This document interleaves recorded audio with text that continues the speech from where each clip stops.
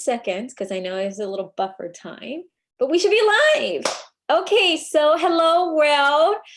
Good evening, good morning, good afternoon, wherever you are. Welcome back to Creativity is in Business. I'm your host, Monica Kang from InnovatorsBox, and super excited to have my friend Kim here in Washington, D.C., where she has thought a lot about some of the questions that we want to dive deep, which is, supply chain, food, consumer, and of course, always with the creative twist and why we need to rethink about something of this in every day. So Kim, how are you doing there? This is going to be the joy of my day. I'm so excited to be here with you. Oh, thank you, Kim, for being part. Kim and I first met through many of the other small business communities in Washington, D.C., and was always inspired and impressed at how she's been using her interests and power to motivate other people, and not only just motivate, leading that to a whole business of Curate, where she now educates, empowers, and helps other big and small businesses rethink the whole supply chain and how we think about buying and selling so that we empower the food business. Did I capture that correctly? Yeah, I like to frame it as Curate's here to build this empowered food supply in order to meet this changing consumer demand. So absolutely, education and purchasing. And to add to that, if you love here, which I know you will, you absolutely need to check out her podcast, which we'll share the link later so that you can check out. But for the time being, before we have this very serious conversation, because I like to deep dive into it, we want to get to know Kim a little bit better. And I have these wonderful Spark cards to get to know. So Spark, well, based on these, Kim, tell me a color choice and a number, and then I'll pull it out. Ooh, I'm feeling teal. Okay. And your choice. I'm going to leave it in your hands. Okay. Dun, dun, dun, dun. I want to do this. Oh, I would love to know this about you.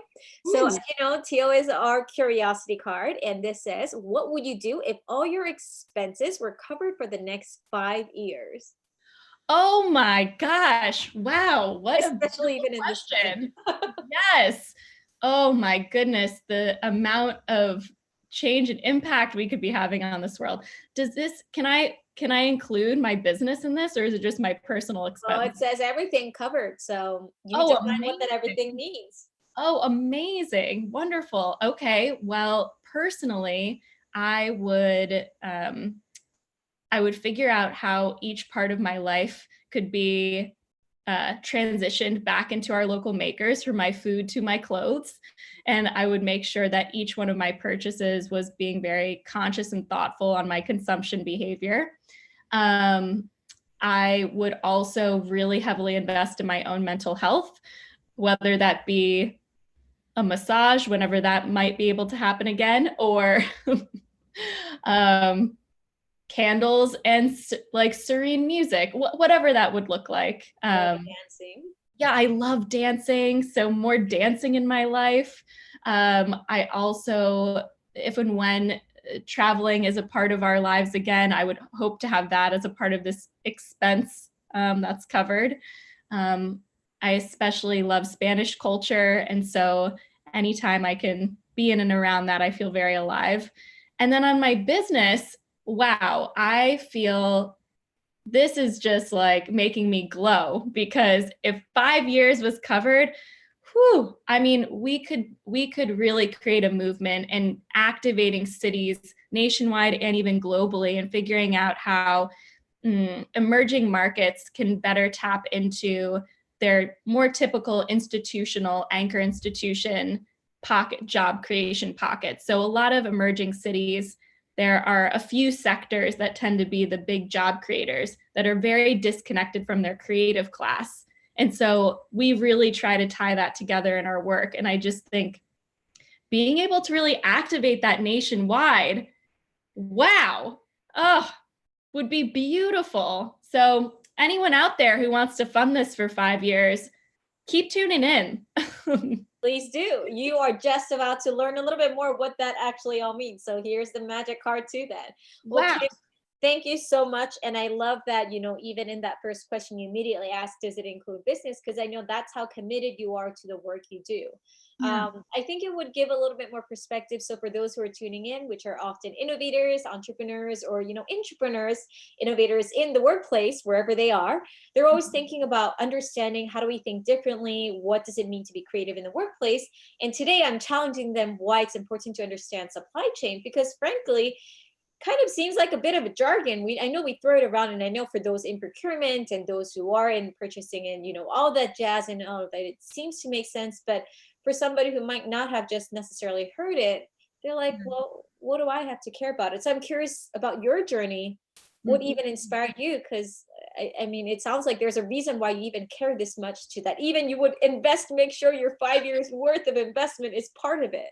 Tell me more. Exactly. Oh, well, honestly, millennial here, which one of us was not formed by the 2009 financial collapse? I mean, I feel like our lives have been sort of marked by these very large global, like societal global events, which sparks a lot of innovation and curiosity and creativity amongst us all, because we sort of see the gaps and the challenges in a market. And so in 2009, I was working for the Alcoholic Beverage Regulation Administration in Washington, D.C. And I bring this up because I was starting to see all of these small business owners who came to me as sort of their final step, needing a manager's license, a temporary permit, importing alcohol into the district. And I realized these are the businesses who are fundamentally like restarting our community and economy in DC. They're building our cafes, our restaurants, our nightclubs. They're the ones that are really picking themselves up from their bootstraps, so to speak, and creating our collective identity. And we saw the fruition of that in 2009 to 2010 really start booming in 2012 into this vibrant food culture we have in DC today. And so me learning more about the process that these small business owners had to go through to get to me really rang true in my heart. And from there, I ended up working for Whole Foods Market, where I opened the Whole Foods in Foggy Bottom in downtown Washington, D.C. And I really appreciated that experience because at the time, each store had agency and ownership to some degree in the types of products that they brought into the store. So I, as the person doing business development and marketing and community relations, could see how that consumer buying behavior was different from store to store, and also really listening to what consumers were asking for from our product mix. So the beer buyer, for example, could start bringing in local beers that were targeted based on the population that was coming into the store. So it was really nice to see how this central model, meaning Whole Foods Market, a global business, could also adapt and be agile on a almost grassroots store by store basis. And so I really learned a lot from that experience. It's very different now because Whole Foods has been acquired by Amazon. But I took that with me and then moved into the food tech world. And the last company I worked for before starting Curate, they raised many millions of dollars. I worked with them on launching different cities nationwide. And what I realized was the types of people I was getting to know as a part of this platform were chefs and small business owners yet again.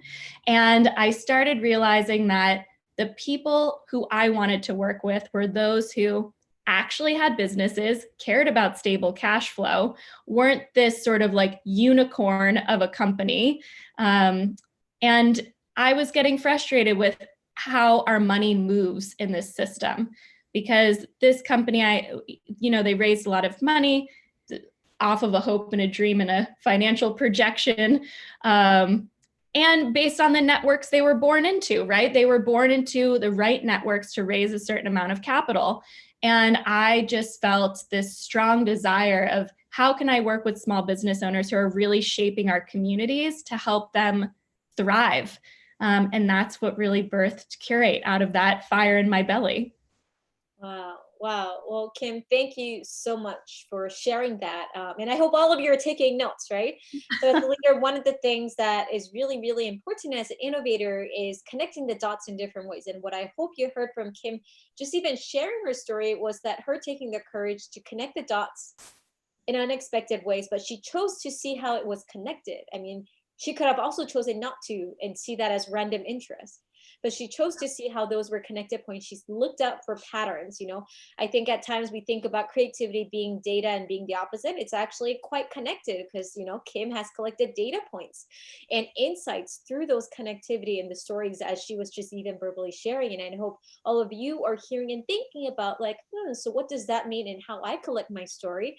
What are the collective insights you're building to see how you connect the dots in what you do in a different lens?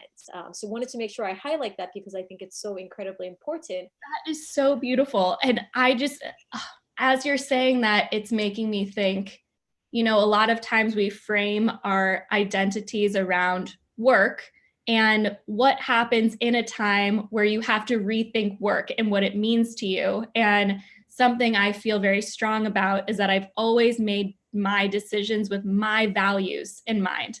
And so no matter what temporary career or, chapter of my life I'm in, I'm making decisions based on the North Star and values I've set for myself, not tied to just that place of work. So yeah, 1000%.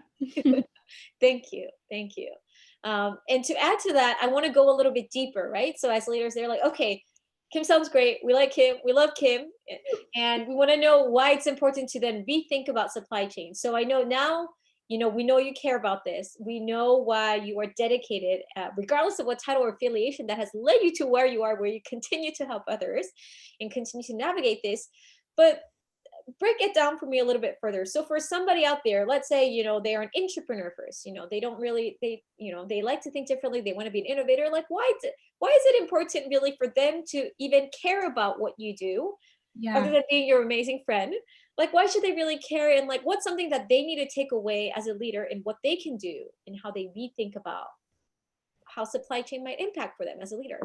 Absolutely. So my focus is on food and beverage, but I would encourage everyone to sort of audit the other types of products that come into their lives as well.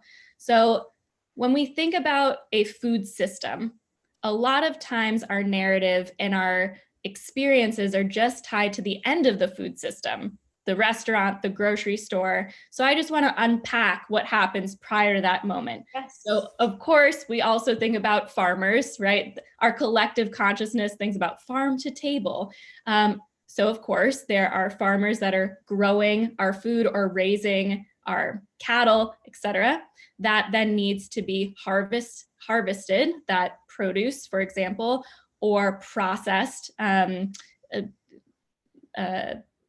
slaughtering an animal and packaging it for consumption. After it's processed, then it needs to be delivered to a place where it may have to go through another manufacturing process. Maybe it's turning berries into jam or making some sort of sauce. There's another sort of manufacturing of a product that could be a part of this too.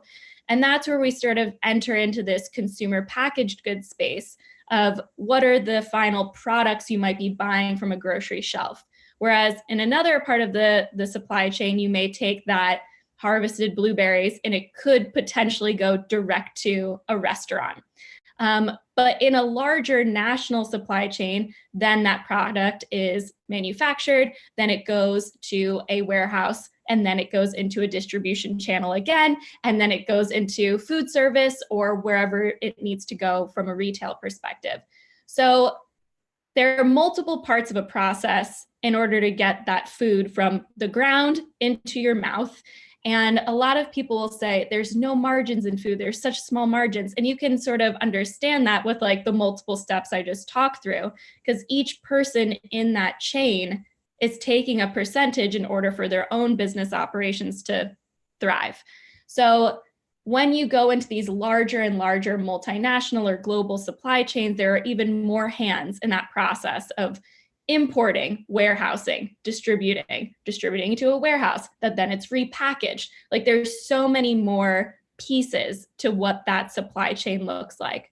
Whereas when you think about a local supply chain, it could feasibly, that product that is harvested, go direct to a restaurateur or go direct to another small business that is then making a pesto. They could have a direct relationship with a farmer that's growing basil, and they're buying directly from them to make a sauce.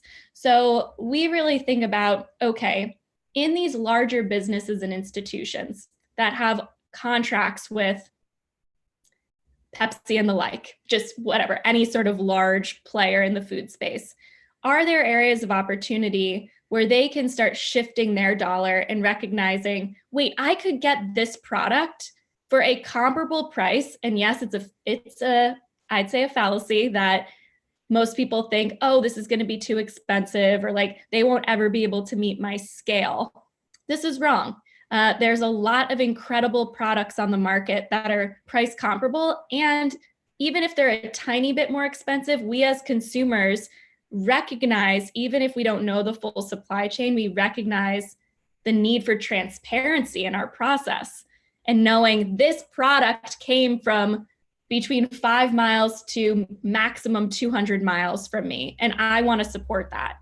And so where I think we're landing now is realizing, in times of crisis, or in times of in a cycle of creation and destruction, we're in a moment of destruction right now.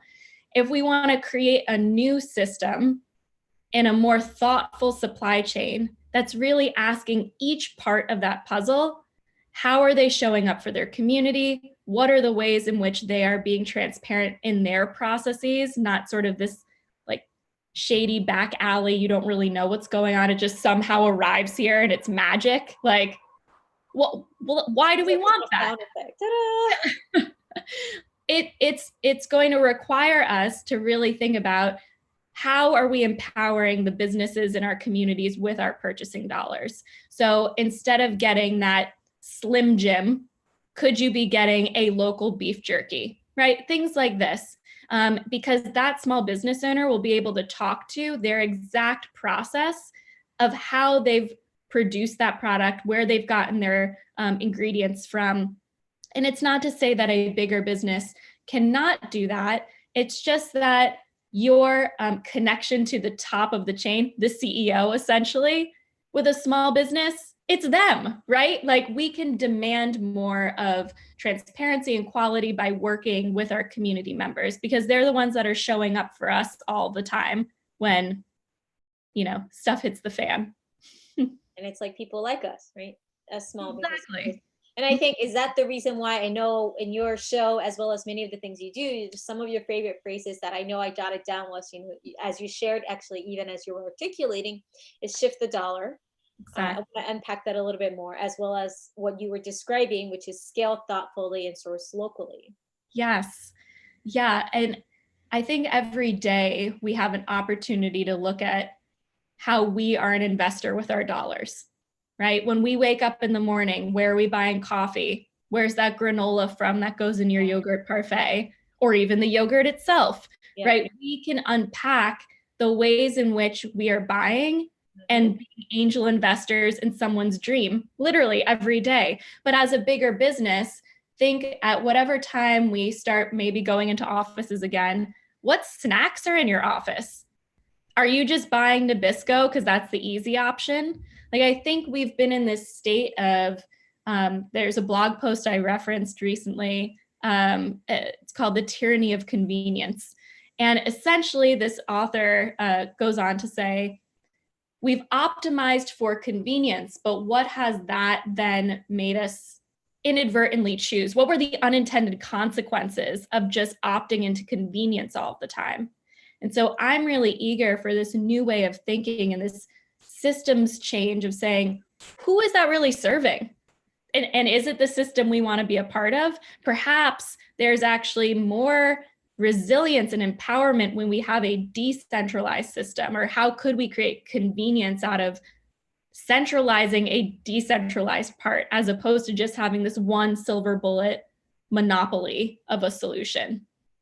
But I want to dive into that a little bit further, because let's say I am inconsiderate. I'm just an everyday citizen. Fine.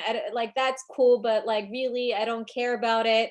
I'll play the bad guy for a little bit, right? Yeah. Why would it frankly make sense even for somebody like them to really understand from their point of view that doing this is a good thing? Can you help convince this person? I don't care, Kim. Like, why should I really, what's the benefit for me? Yeah. Yeah. Okay. So one of our most active buyer partners are actually hospitals. And hospitals are fascinating because there's this new conversation around food as medicine and also this notion of community health. So both of those, I'll break them down. Food as medicine being what are we putting into our bodies that as preventative healthcare.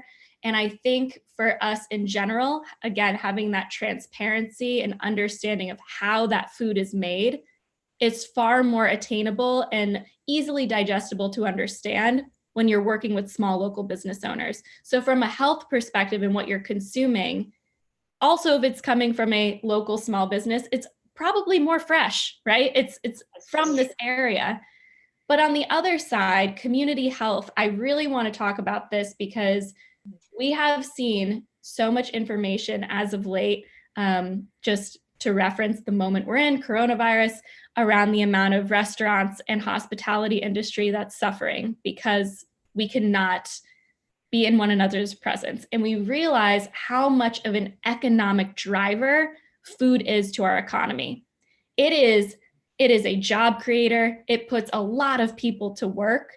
And so when you think about how you're purchasing, it really is impacting that person's business to be able to hire more people. And most small business owners, they're hiring from their communities. And so if you're somebody who's like, I wish that I had a job that was more connected to my place and space of work and not commuting for an hour, invest in a small business. If you see community members, people in your community who you think could work better in a more small, agile team, they have a lot to contribute, invest in a small business owner. Like, the ways in which we move our money is saying what types of businesses we ultimately want to see flourish. And so from both a health perspective and an economic growth perspective, it's very important for us to consider these things. Oh, thank you for sharing that.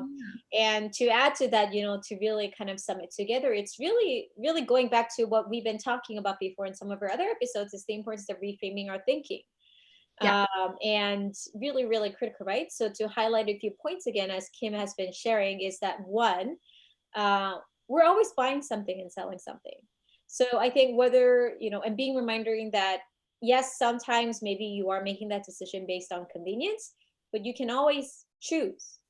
And actually every choice you make has a ripple effect. And I think as a leader, that's really important. As an innovator, that's really important, because then it makes you realize how you can think about the decisions you make, even in your team, how that's creating a ripple effect, right? Mm-hmm. So it's going back to Kim's earlier point, don't take supply chain just as a food and beverage conversation we just happen to know a little bit more right now, but see a supply chain as the ripple effect that you're creating within your team, and you're making any decisions of buying anything or doing anything, whether that's you deciding where to spend a project more time and letting your team go down a whole rabbit hole, and hence leading to that. And right now that means we're talking hence connected to that on the purchasing power, and that we all carry every single day, and based on these decisions, but how that creates a ripple effect. And what I'm also hearing, Kim, is indirectly as you're sharing that, is why it's really, really critical for every day for any one of us who's watching here to think about, is why it's important to think about a bigger sphere of around us. I think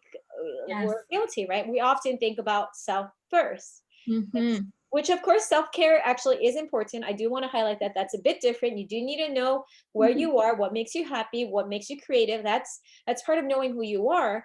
But there's a degree of when it's only about us that becomes selfish, that becomes ego. And then we forget about how actually the decisions we make is impacting and influencing these longer term implications, such as what you're implying through the food and supply chain. It means where I show up to buy something, where I choose to purchase, and what it means for you to even spend time, whether it's joining here or binge watching on a show instead of educating yourself. Yeah, and Oh, I really love the fact that you just brought up even how teams are making choices, because in company culture and any sort of work we're putting out into the world, we have stories to share and stories to tell and ways in which we want to exude those values. And so just to tie those two things together, for example, if we're working with an event that is for a Hispanic Chamber of Commerce, how can we have products coming from Latino-owned business owners, right? Like, how can we showcase what we value in the world by the way in which we're spending and empowering with our dollar? So each part of this process, again, whether you are with a team and you're discussing what you value and how you want to be showing up in the world, then what are all these action steps? It's not just saying the thing, right? It's also showing the thing in the way that you are supporting others and their voices to be heard. Love that. Love that. Do you have any final advice that you would share to everyone out there if they forget everything? What is the one thing that they should think about in reframing their thinking about the power of supply chain and what that means as a leader? Yeah, so totally. So I think we have this moment to really be conscientious about our habit formation. So consider ethical alternatives to the Amazons of the world. That would be one. Number two, every small business owner right now is going through a pivot, is going through a change, a shift. And if you have a small business owner that you really like what they're doing, you like this new master class, you like this new package they're offering, we are all oscillating between lots of sadness right now. So tell them you like what they're doing, that this is an offering no matter what time of time and space we're in. Like, this is something you really value, because we're looking for that feedback. We really need that market research right now. A third would be, if you are a small business owner and you are trying to think through, how does your business model change? How do you reinvent yourself?